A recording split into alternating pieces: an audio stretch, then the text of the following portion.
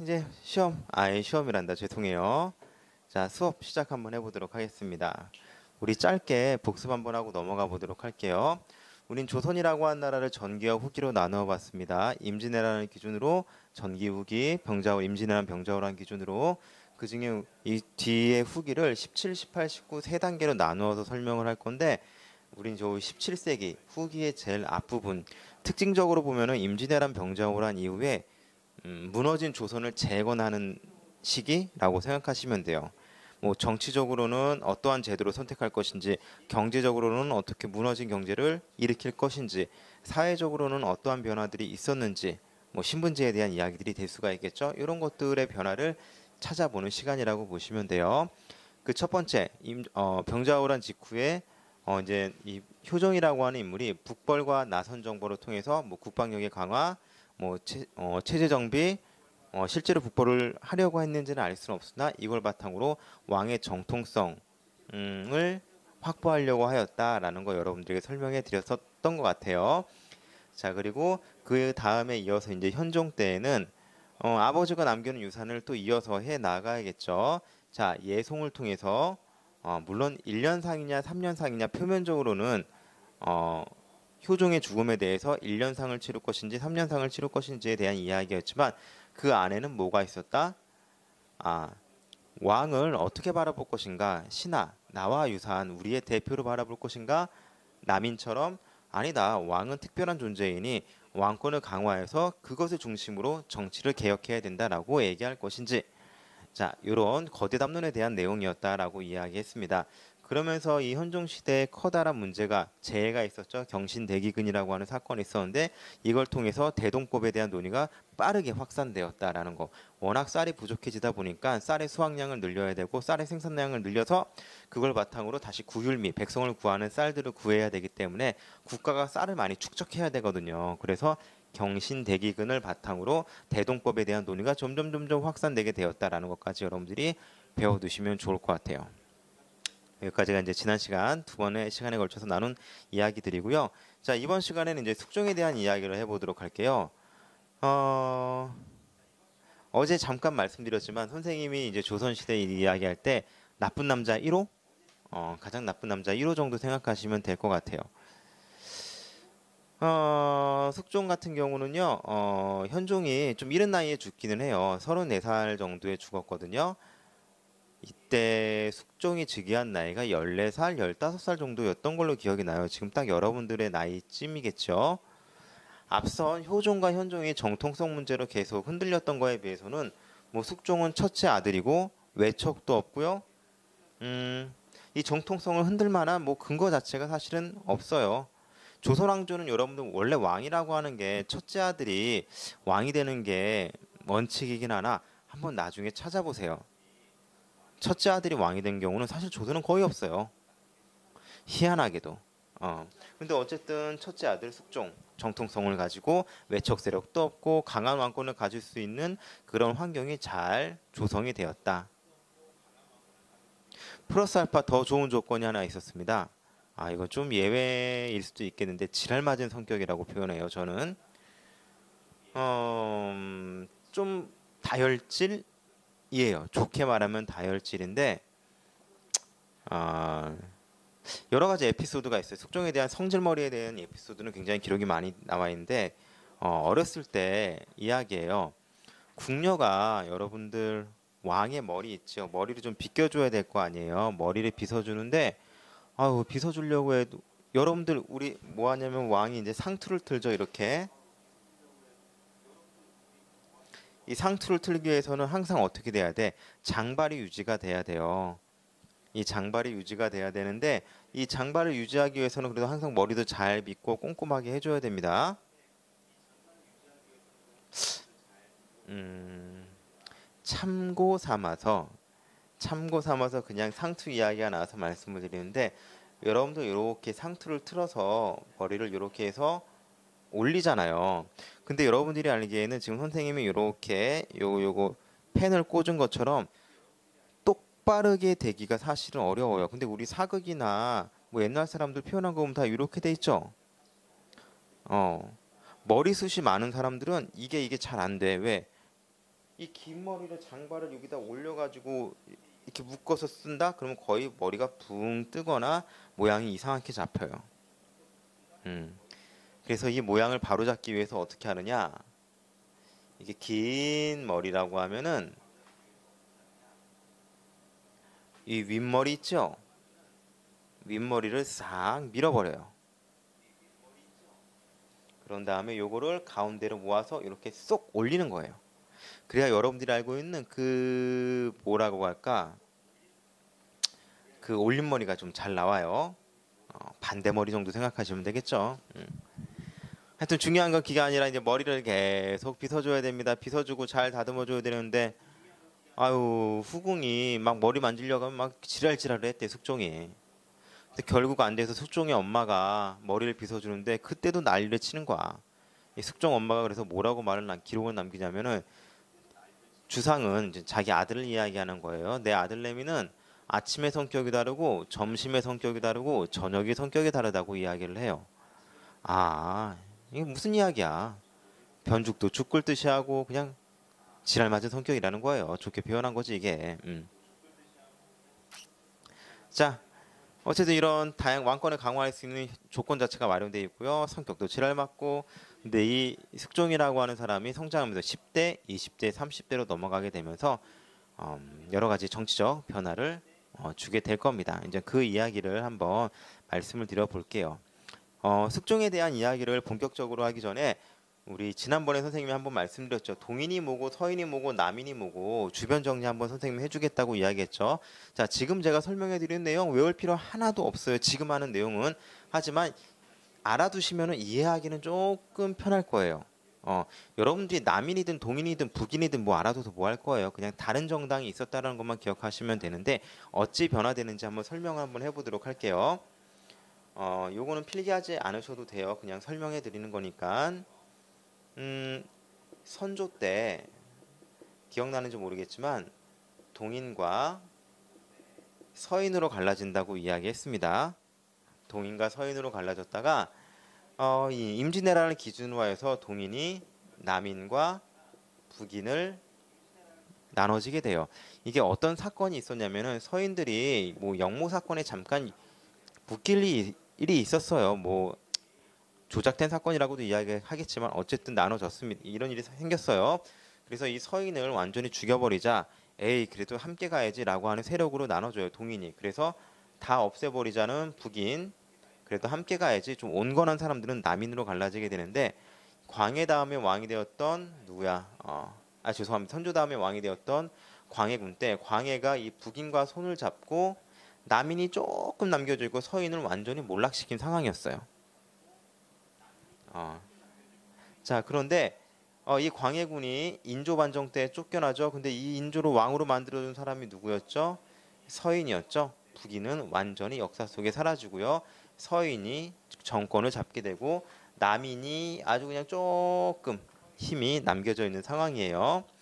자, 요런 상황에서 인조 다음에 왕이 된 사람이 바로 효종이죠. 자, 효종 때 서인과 남인이 예속 논쟁을 바탕으로 집권해 있던 서인, 남인이 서로 갈등을 겪었다라는 거 알아두시면 될 것 같아요. 대략적으로 이런 상황입니다. 정확하게는 알 필요 없지만 지금 현재 어쨌건 남겨져 있는 정당은 서인과 남인이다. 그리고 여러분들 마지막에 예송이 사실은 1차, 2차로 나눠지는데 두 번째 예송 때 현종이 남인의 손을 들어주어서 지금은 남인이 조금 우세해 있다라는 것 정도만 알아두시면 돼요. 이게 숙종 초기의 모습이에요. 뭐 중요하진 않습니다. 그냥 기본적으로 이때 여전히 누가 있었다? 서인과 남인이 있었다. 자, 근데 숙종이 10대 때에는요, 뭐라고 좀 주변 환경이 좀 휘둘렸다고는 볼 수 있을 것 같아요. 숙종의 어머니는 서인이 옳다고 믿었고요. 숙종 주변에 뭐 송시열이라든지 이런 인물들의 영향을 받아서 다시 남인에서 서인으로 정권을 좀 교체를 시켜요. 이런 상황이 있었습니다. 중요하진 않아요. 지금 그냥 대략적인 흐름만 설명해 드리니까 이 앞에 내용은 잊어버리셔도 돼요. 이제 지금부터 설명해 드리는 내용이 좀 중요해요. 자, 숙종이 이제 여기는 필기하지 않으셔도 되는 부분이에요. 칠판이 조금밖에 없어가지고. 자, 숙종이 이제 결혼을 좀 일찍 했어요. 근데 그 부인이 죽었어.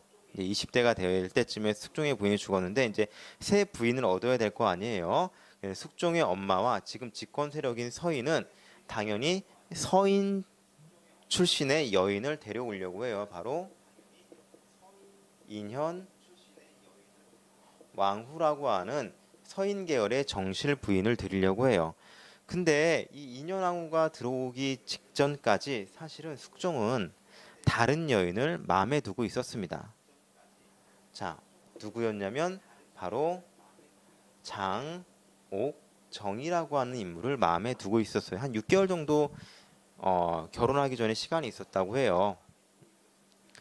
근데 이 장옥정이라고 하는 것도 이름이 사실은 명확하지는 않아요. 거의 희빈장씨라고 표현하는 게 좀 더 명확하긴 할 텐데 어쨌든 여러분들이 좀 익숙하게 알고 있는 이름 장옥정이에요. 예전에 여러분들 혹시 알지 모르겠네. 드라마 그 사랑에 살다 장옥정인가?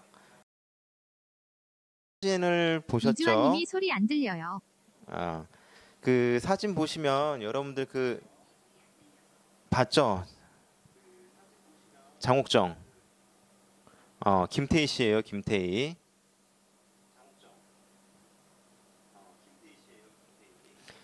가장 우리나라에서 아름다운 배우 중 한 명으로 손꼽히는 사람이겠죠. 그 장옥정, 이 장옥정 장희빈 역할을 맡은 사람들은 항상 보면 우리나라의 대표하는 미인들이 그 역할을 맡더라고요. 왜냐하면은 실록에 그렇게 기록이 나와 있긴 해요. 여러분들 조선왕조실록이라고 하는 것은 왕의 일거수일투죠. 굉장히 엄격하고 근엄하고 진지한 엄근진 그런 책이겠죠. 그런 기록물이에요. 그런데 거기에 한 여성의 외모에 대해서 평가가 되어 있다라고 한다면 아무리 무미건조하게 이 미모가 출중하였다는 식으로 얘기했다고 하더라도 그건 엄청난 이야기겠죠.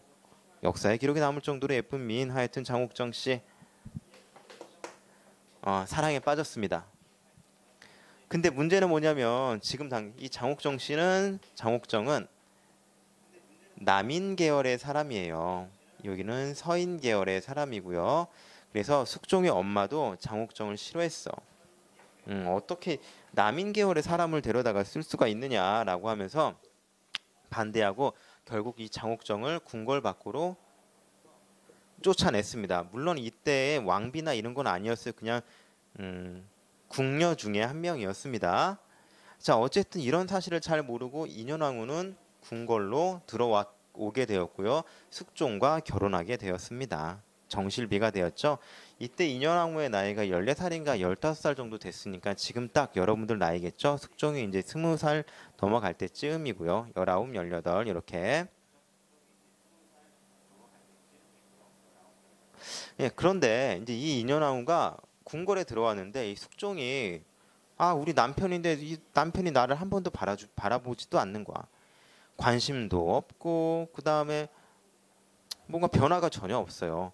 여러분들 이 인현왕후는 정말 어린 나이에 숙종 하나만 믿고 궁궐로 들어왔는데 이 숙종이 자신을 마음에 들어하지 않는 걸 보고 도대체 어떻게 하면 숙종에게 내 마음을 전달할 수 있을까 고민을 많이 해봤을 거예요.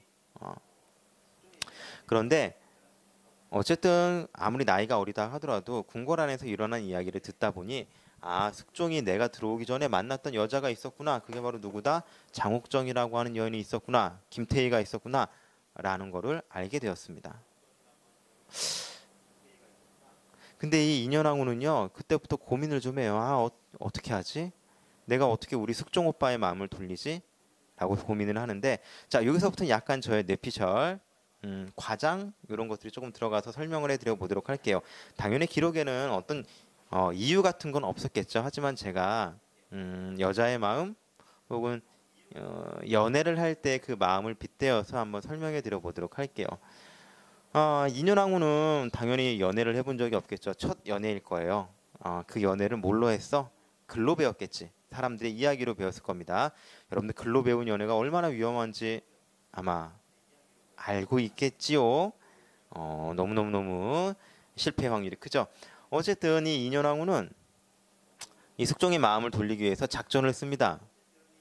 아마도 내가 좋아하는 숙종 오빠, 우리 오빠가 좋아하는 여인을 다시 내가 불러들인다. 궁궐 안으로 불러들여서 내가 숙종의 마음을 헤아려주면 나는 이렇게 이해심 많은 여자야. 숙종 오빠 잘 봐. 나는 당신이 사랑했던 옛 궁궐에 있었던 여인도 불러올 정도로 나는 마음이 넓은 여자예요. 그러니 숙종 오빠 날 좀 바라봐 주세요라고 하는 작전을 쓴 건 아닐까 생각이 들어요. 착한 여자 작전.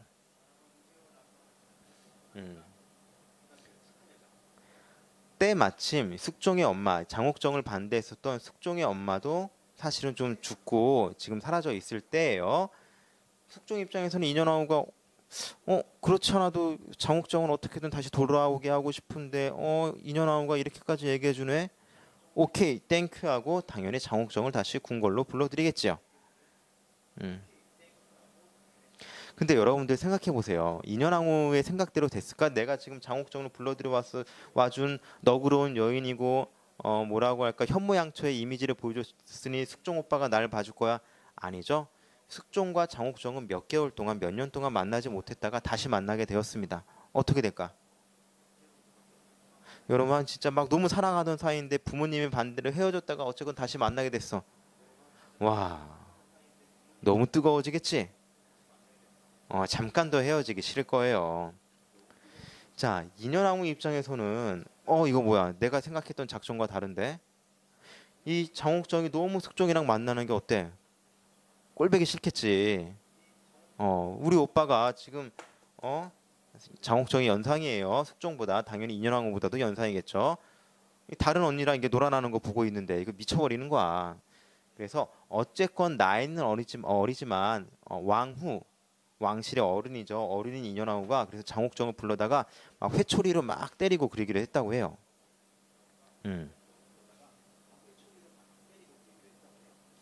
자, 그러면 이제 장옥정은 어떻게 할까?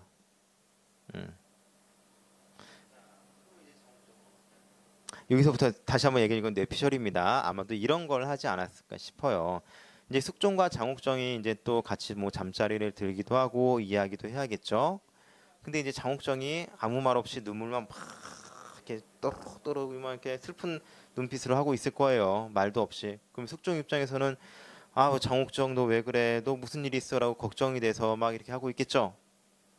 그때 이제 장옥정이 어떻게 할까? 아무 말도 하지 않습니다. 아무 말도 하지 않고 쓱 괜히 다리를 쓱 한번 만져보겠지. 말든 다리 쓱 한번 만져봐요. 그러면은 숙종이 어떻게 한번 보겠지. 어떻게 된 거야? 너 왜 회초리 자국이 종아리에 나 있어? 라고 물어보겠지. 그럼 여기서 장옥정이 이제 뭐라고 대답을 해야 될까요? 이거 인현왕후가 때린 거예요. 인현왕후가 나 때려가지고 나 이렇게 힘듭니다. 라고 얘기하면 정말 하수겠지. 아마도 여기서 그때 그냥 쓱 치마를 다시 내린 다음에 그냥 눈물 한 방으로 조용히 또르륵 흘리면 숙종은 이제 이거 봐라 이거 인현왕후가 장옥정 괴롭히고 있구나라고 생각을 하겠죠. 여기까지 그냥 제 내피셜이에요. 아마 그러지 않았을까. 실제로 숙종이 이제 인현왕후한테 이제 장옥정을 왜 이렇게 괴롭히느냐, 너 왜 이렇게 질투가 심하냐, 그러면서 이 인현왕후는 굉장히 어, 몰아친다고 할까요? 이제 그런 것들을 해요. 그런 다음에 이제 숙종은 이제 장옥정이 너무 마음에 들어.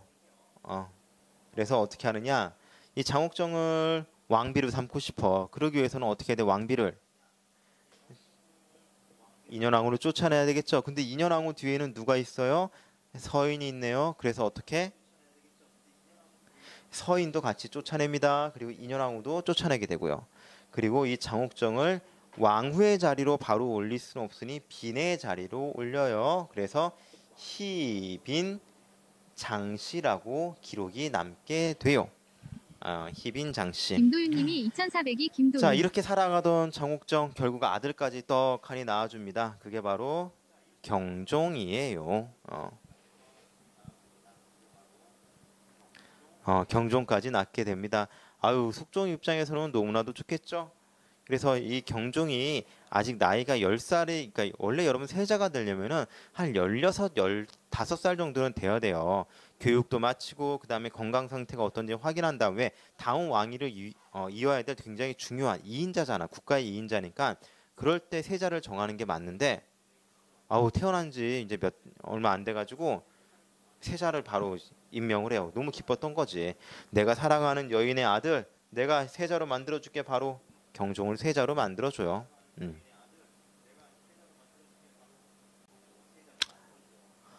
자, 그런데 뭐라고 할까? 어쨌든 그러면서 이제 남인 세력들이 다시 장옥정 덕분에 성장할 수 있게 되었죠. 근데 여기서 남인이 성장하게 되는데 남인들이 무슨 역할을 한 거는 없습니다. 그냥 왕의 변덕, 변죽 이런 것들에 의해서 남인이 권력을 잡게 되었습니다. 이렇게 됐다고 한다면 남인 입장에서는 어떻게 될까? 왕의 마음이 또 어찌 바뀔지 모르니까 왕의 눈치를 슬슬슬슬슬 보게 될 거예요. 일단 그런 상황인 거 좀 알아두시고요. 그런데 시간이 좀 흘렀습니다. 시간이 좀 흐르면서 숙종도 이제 성장하면서 여자를 보는 눈이 좀 바뀌었을까요? 동의를 만나요, 동의. 여러분들은 예전에 나왔던 드라마라 모를 수 있는데 혹시 여러분들 한효주 씨 알고 있나요?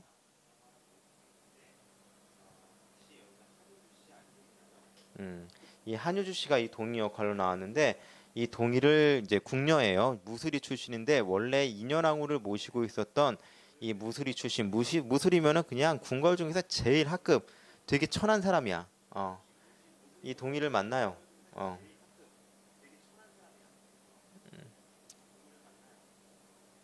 우연히 이제 봤겠지. 그런데 동의가 한효주야 한효주. 너무 예쁘겠지. 그래서 숙종은 이 동의를 또 데리고 옵니다.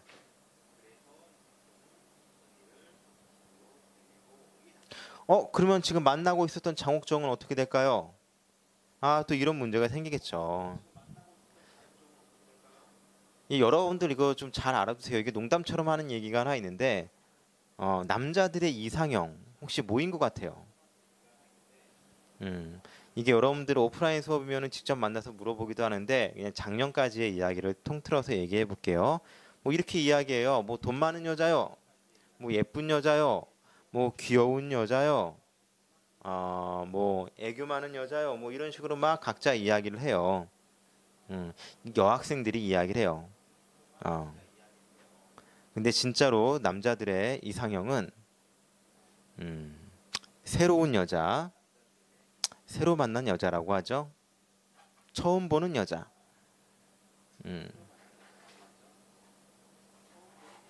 농담입니다. 농담이에요. 이게 온라인으로 수업하니까 여러분들의 반응을 알 수 없으니 이거 진짜 막 진짜로 듣고 뭐 어디 뭐 신고하고 그러면 안 됩니다.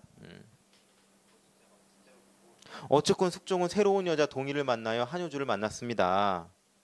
자, 그러면서 이제 누굴 점점 멀리하게 되느냐? 이제 장옥정을 슬슬슬 멀리하게 돼요. 자, 그러다 보니까 장옥정이 열받겠지. 이거 뭐야? 내가 인현왕후 쫓아내던 사건이랑 비슷한 일이네. 안 되겠네. 이거 동의 혼 좀 내줘야겠어. 자, 이때 동의도 내가 살기 위해서 머리를 좀 씁니다. 어떻게 하느냐? 이 동의는 원래 인현왕후로 도와주고 있었던 궁녀라 그랬죠. 무술이 출신.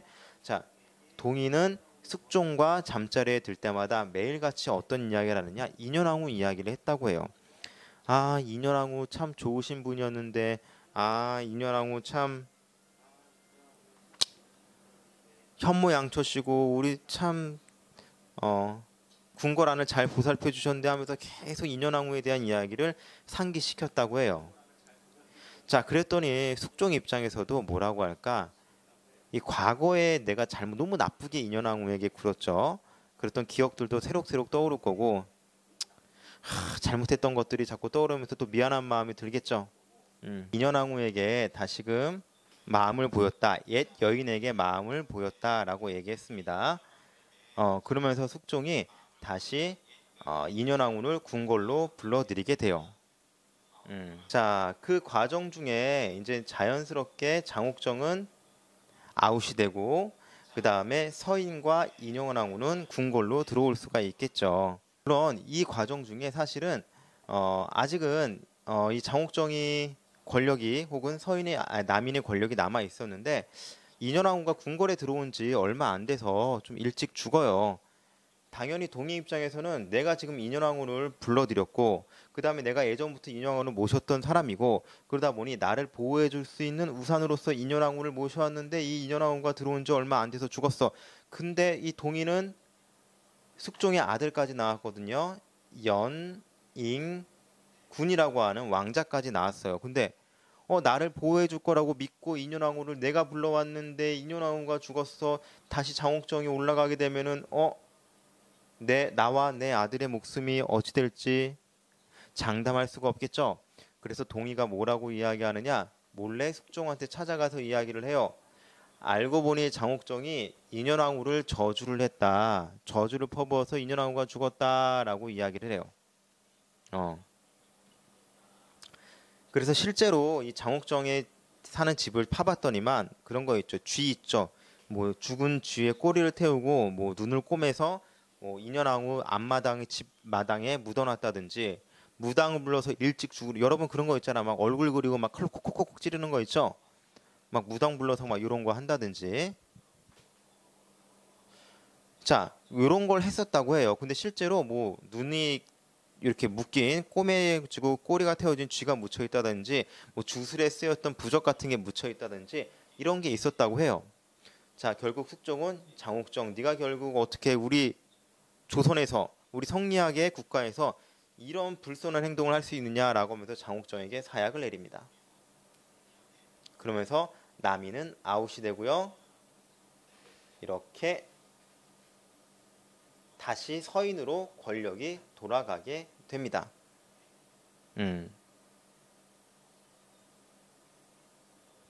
자, 여러분들이 봤을 때는 이게 뭐야? 뭐 숙종 이런 사람이 다 있어. 뭐 여자 때문에 왔다 갔다 하고 이거 무슨 완전 나쁜 남자 아니야. 그냥 지멋대로인 사람이 아니야. 라고 생각할 수 있겠지만 이렇게 생각해 보세요. 사실은 굉장히 냉정한 사람인 게 뭐냐면 이 세 사람 전부 다 누구에게 이용당한 거냐? 여인들, 인현왕후, 그 다음에 장희빈, 그 다음에 동희 이 세 사람 역시 전부 다 숙종에게 이용당한 거예요. 이렇게 생각하시면 돼. 지난번에 한번 얘기했다시피 비변사의 권한이 힘이 세지고 권력을 독점하게 되면 신하의 힘이 세진다 그랬죠? 자, 남인의 힘이 세질 것 같으니까 서인에게 권력을 몰아줬습니다. 자, 서인의 힘, 인현왕후를 통해서 서인이 독점하게 되고 외척 세력까지 생기려고 하니까 어떻게 돼? 확 뒤집어서 남인에게 권력을 몰아줬어. 근데 그냥 넘길 수가 없으니 여인을 이용해서 넘겨준 거지. 자, 그러다가 남인이 권력을 꽉 차서 비변사까지 장악하고 완전히 권력을 독점하고 이 차오르려고 하니까 어떻게 한 거야? 다시 권력을 서인에게 몰아주고 남인들을 확 뒤집어서 제거해 버렸습니다. 그냥 한 게 아니라 명분을 뒀지. 어떤 명분? 여인들을 명분 삼아서. 자, 이러다 보니까 신하들은요. 언제 어떻게 왕의 마음이 뒤집어 엎어질지 모르니 나 바짝 엎드려서 왕의 눈치만 보는 거야. 바른 말을 하는 게 아니라 왕의 눈치를 보는 거예요. 물론 합리적인 방법은 아니겠지. 근데 어찌되었든 간에 그걸 통해서 신하들은 왕의 입만 바라볼 수밖에 없을 거예요. 그러면서 왕권이 자연스럽게 강화될 수밖에 없고요. 우리는 이것을 뭐라고 이야기하냐면 여기다 한번 적어볼게요.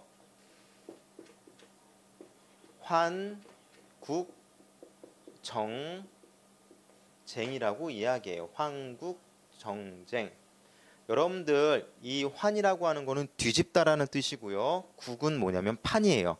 판을 뒤집는다. 서인의 판이 차니까 인현왕후를 이용해서 남인으로 판을 뒤집고 남인의 힘이 차니까 장옥정을 이용해서 서인으로 판을 뒤집어 엎어버립니다. 이 과정을 통해서 신하들은 왕의 눈치를 볼 수밖에 없고요. 그러면서 자연스럽게 왕권이 강화되게 된다. 물론 비정상적인 방법이에요. 비정상적인 방법이지만 이걸 통해서 결국 숙종은 왕권을 강화시켰다. 그런데 여기에 있어서 부작용이 생기죠. 어떤 부작용? 서로 뒤집어지다 보니까 서인과 남인이 정말 서로 적대적으로 되는 거야. 적어도 예송까지는 서로의 정책에 따라서 논쟁을 벌이고 서로를 존중하기도 하고 올바른 정당 정치를 했다고 한다면 요때는 뭐라고 할까? 조금 정말 서로를 적으로 생각하고 완전히 뒤집어 엎으려고 했었던 이런 모습이 잠깐 동안 좀 보여요. 이게 한국 정쟁의 폐해죠. 정쟁이라고 하는 것은 정치적인 투쟁 이라고 알아두시면 돼요. 참고 삼아서 그럼 동의는 잘 살았느냐? 나중에 동의도 쫓겨나요. 이렇게 생각하시면 정말 이 숙종이라고 하는 사람은 정말 냉정한 사람이죠. 자, 정리 한번 해볼게요. 이제 수업은 여기까지 마무리하고요. 자, 숙종 같은 경우는 한국 정쟁을 통해서 왕권을 강화시켰다. 이 정도만 기억하시면 됩니다. 서인에서 남인으로, 남인에서 서인으로 이렇게 뒤집어 엎었다. 자, 다음 시간을 이어서 설명하기 위해서 잠깐만 이야기하자고 한다면 남인 출신의 여인 장옥정, 그가 낳은 아들이 있습니다. 그게 바로 누구예요? 경종이에요. 근데 지금 권력은 누가 잡았느냐? 서인이 잡았습니다. 어허. 자, 이제 경종은 어떤 정책을 펴야 될 것이며 또 경종은 어떤 모습으로 이 서인들과 마주해야 되는가? 그 내용들을 다음 시간에 설명해 드려 보도록 할게요. 자, 여러분들 오늘 수업은 여기까지만 하고 마무리 짓도록 하겠습니다.